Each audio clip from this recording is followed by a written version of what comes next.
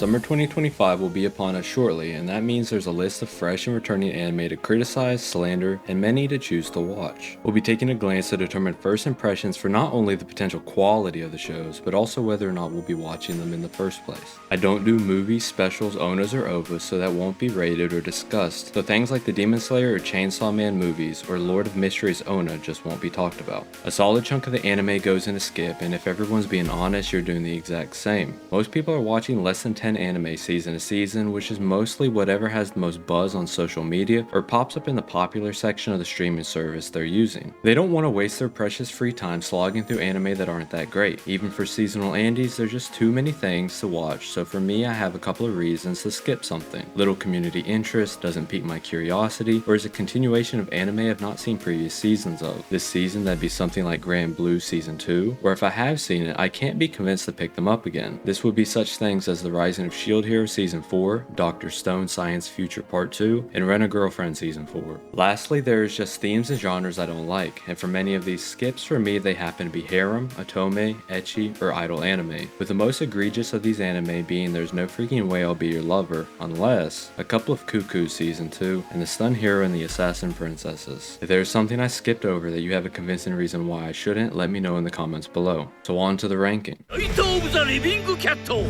Is it crazy to say I'm not excited for the second season of My Dress Up Darling? The anime was so enjoyable that I found myself reading the manga weekly, and I found it just really stepped away from the things that made the first season good enough to compete with Demon Slayer and Attack on Titan in winter 2022. We're seeing less of Marin and Gojo bettering one another through their hobbies, and a new love interest has been forcibly inserted that results in the main character dynamic being thrown into disarray. I'm worried this is the second coming of Rent a Girlfriend where we fall in love with the anime originally just to be horribly let down. With that said, I'll need My Dress Up Darling Season 2 to put my concerns at ease, so we're starting off with something to prove. I like the Water Magician's color selection on display in the cover art, and the trailer gets you curious in this water magic main character. Additionally, there's a possibility for a cool fantasy setting. Everyone knows the drill when it comes to isekai by now. Will it copy as many tropes of the subgenre as it can, or will it create new ones to spawn the copycats for the next couple of seasons? I could be cynical and toss this straight into average or bad, but let me start off on a positive note with fantasy, and have the Water Magician be the first dark horse. Despite the manga for New Saga having more members than what I'd usually expect for a fantasy, when I see something like Magic Swordsman Kyle finally killed the Demon Lord after being seriously injured in a battle, all of these finally defeated, seriously injured, or killed demon tropes, I mean we've seen it all at this point. It's a very consistent, mediocre fantasy concept. It feels like it's trying to sell me an experience I've already had before, and I have zero faith in the time travel theme raising this anime's floor. Instead, I see it directly harming any sort of plot cohesion. And we already have our first bad.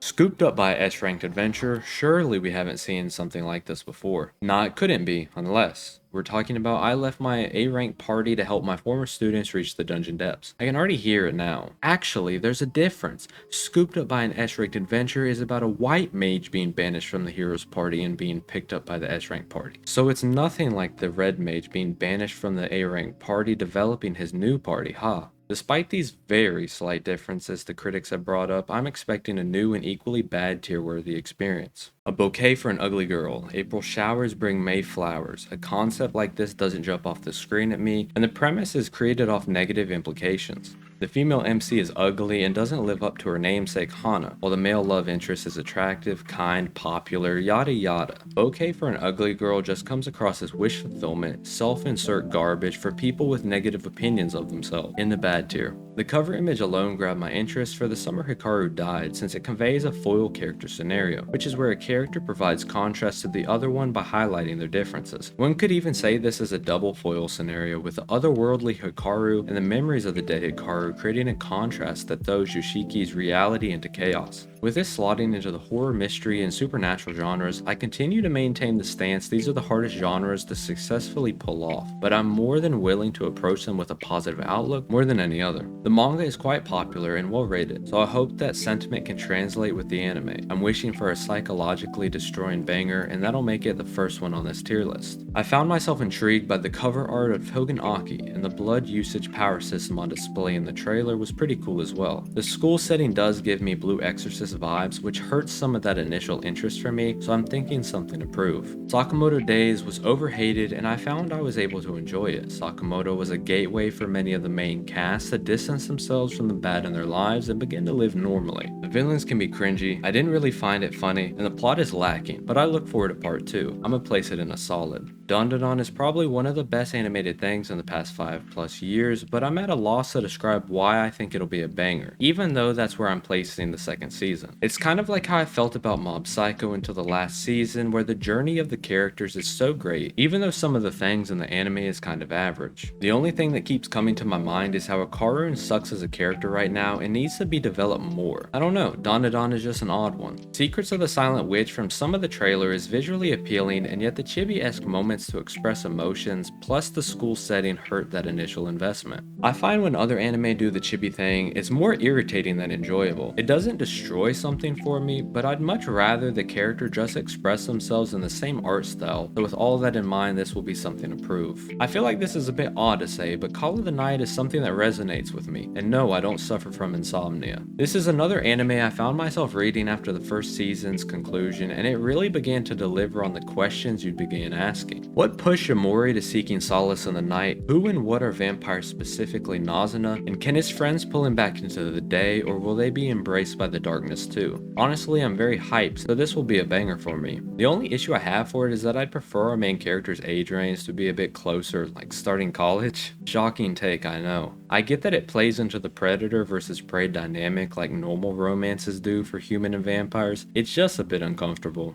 Rascal Does Not Dream of Santa Claus might be the cringiest name yet for an entry into the Rascal series. Fortunately, this has been a series that's really delivered a great romance as well as a visual representation through puberty syndrome of the impact of mental health conditions. The synopsis, cover art, and trailers don't really get across what's to expect besides for someone being dressed up as Santa Claus, so I can't say banger, but solid seems like an appropriate tier. It wouldn't be a video of mine without giving a contrarian take, which I've already done, but this time around it's specifically about Kaiju No. 8, and that it isn't that great. It's just the worst version of World Trigger in every way. I especially find Kafka to be a mediocre main character that gets too much screen time, and the anime has really been lacking in the usage of the internal struggle he should be constantly having between his human versus kaiju identities. I find the self-inserting of our world and the existence of kaijus at odds, as well as immersion breaking. Like, why do we not see any significant changes caused from the merging of the two? It's as if they want to benefit from a setting they don't have to put effort in. I expect Kaiju No. 8 Season 2 to be average. Fight me about it. Apocalypse Bringer Myanogra doesn't look all that great, and they seem to be trying way too hard to aura farm with tons of white/platinum haired characters. I expect it to be bad. Gaichi Akuda's cover image was appealing enough to pique my curiosity, and the synopsis further solidified that. What appears to be a class struggle where our main character Rudo quite literally will crawl out the depths of the abyss to enact his revenge on the wealthy caste above. What sins of theirs will be hidden below? Will Rudo find his birth father? And who was it that killed his foster father? I was almost sold until I saw the CGI monstrosities in the trailer. It's honestly kind of impressive that Studio Bones made the subsidiary Bones Films that's supposed to focus on animation, and they made something that's ass. Gaichi Akuda is a very popular manga, but this is going to be something approved due to the CGI. The Fragrant Flower Blooms with Dignity has a very cutesy, wholesome cover art that does well to grab the attention of the unfamiliar. There's a lot of interesting ways that anime can utilize the clashing of character identity with the delinquent and appearing Rentaru and the flowery impression of Karako. I assume they'll be able to better one another through their romance, and there seems to be absolutely no love triangle BS to ruin or waste the viewer's time. Cloverworks is involved if you care about studio involvement, and the manga is the top 100 of pretty much every single site you can check, so hopefully that's a stamp of quality.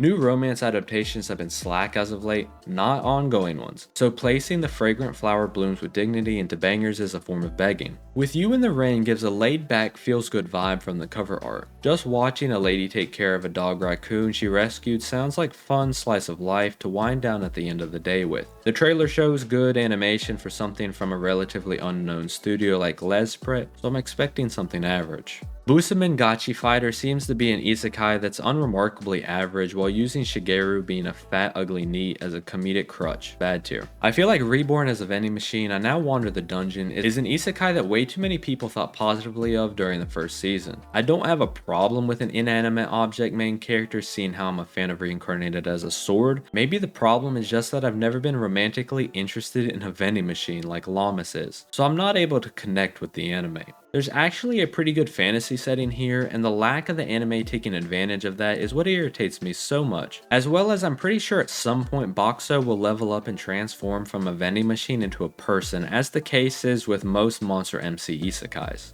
Unfortunately, I do have a rule where if the previous season I didn't rate below a 5, I have to watch at least some of the next season, so I'll reluctantly place Reborn as a vending machine season 2 in a bad tier.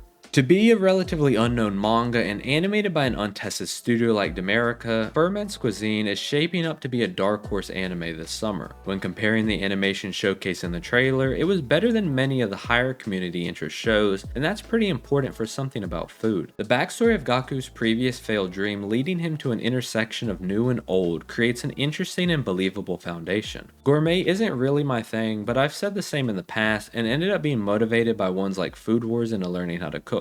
Cleest is situated perfectly to be your nothing out of the ordinary standard fantasy anime where the heroes have to defeat the common trope villain of a demon king. And no flame to anyone named Alice or Alicia, but what an insanely common name for a fantasy. But Cleest has this intangible early 2000s feel of a show you'd watch when you were like 10 and you'd never forget watching it, but no one else remembers seeing it. I feel like I'm somehow missing something, but Ellie Goulding did the theme song for this, which feels so random. Cleest is going into average. With all that said, we finally got all the anime for summer 2025 placed on the tier list.